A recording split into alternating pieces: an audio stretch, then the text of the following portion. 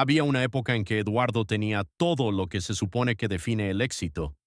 Una empresa mediana que él mismo había construido durante 15 años. Una casa en las afueras de la ciudad. Una familia. Una reputación. Y, sobre todo, tenía esa certeza tranquila de quien cree que ya pasó lo peor. Tenía 45 años, cuando ese mundo comenzó a desmoronarse.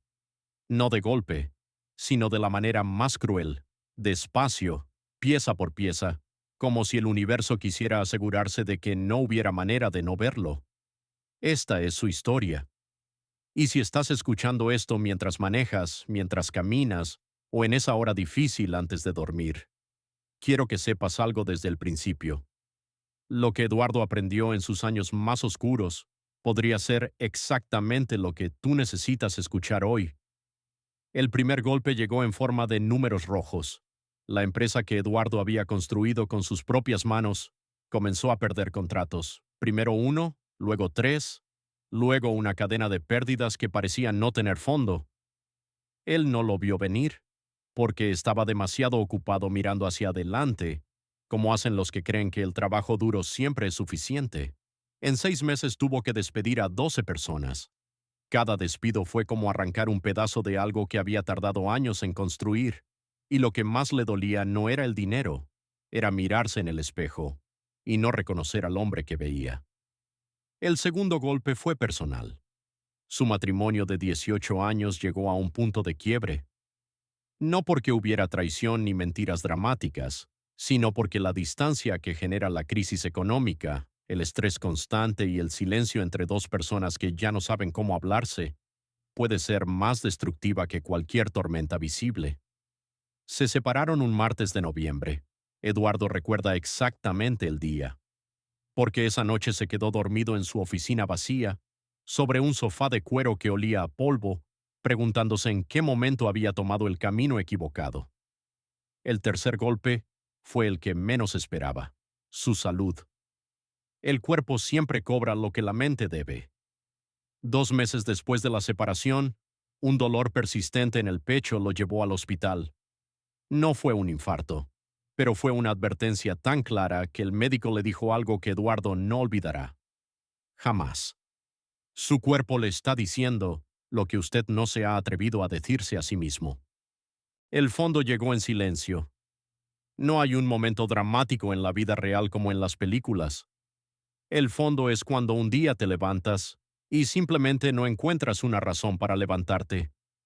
Cuando cada decisión parece irrelevante porque de todas formas el resultado será el mismo: más pérdida, más fracaso, más distancia. Eduardo pasó 3 semanas sin hablar con casi nadie, comía poco, dormía demasiado o no dormía nada. Y en ese espacio extraño entre el sueño y la vigilia, comenzó a nacerse la única pregunta que importaba: ¿quién soy yo sin todo lo que perdí? Una tarde, su hija menor entró al cuarto donde él estaba acostado con las persianas cerradas. No dijo nada especial, solo se subió a la cama, puso su cabeza sobre su pecho y le dijo: «Papá, tú eres lo mejor que tengo». Eduardo cuenta que esa frase simple fue la primera grieta en el muro.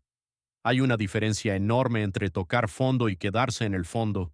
Tocar fondo es un evento, quedarse en el fondo es una decisión. Un amigo de la infancia lo llamó un sábado por la mañana, no para preguntarle cómo estaba, sino para invitarlo a caminar, solo eso. Y en esa caminata, Eduardo habló por primera vez de todo lo que había estado cargando solo, sin filtros, sin la versión editada que le damos a la gente para no parecer débiles. Su amigo lo escuchó sin interrumpirlo, y cuando Eduardo terminó de hablar, le dijo una sola cosa: «Lo que describes no es un fracaso, es una crisis de identidad, y esas, cuando se atraviesan bien, te convierten en alguien que ni tú mismo conoces todavía». La reconstrucción no fue un proceso lineal. No hubo una mañana en que Eduardo se despertara transformado. Lo que hubo fue una serie de decisiones pequeñas tomadas con esfuerzo, muchas veces sin ganas, que fueron creando una dirección diferente. Primero fue el cuerpo, luego fue el trabajo. Sin los recursos para reconstruir lo que perdió, Eduardo hizo algo que su ego nunca habría aceptado antes: Aceptó un trabajo como empleado en una empresa más pequeña que la suya, y lo que descubrió lo sorprendió a todos. Le gustaba. Hoy Eduardo tiene 49 años. No recuperó lo que perdió. Construyó algo diferente, más pequeño en apariencia, mucho más sólido en esencia. Cuando le preguntaron si cambiaría algo de lo que vivió, respondió sin dudar: no cambiaría el proceso, cambiaría la resistencia que le puse al principio. Tardé demasiado en dejar de pelear contra lo que ya había pasado. Si estás en un momento difícil mientras escuchas esto, quiero dejarte con esto. El fondo no es el final. Es el lugar desde donde se puede ver con más claridad en qué dirección quieres construir. Y eso, aunque en este momento no lo parezca, es un regalo enorme. Gracias por escuchar esta historia. Si te resonó, compártela con alguien que la necesite. Nos vemos en el próximo relato.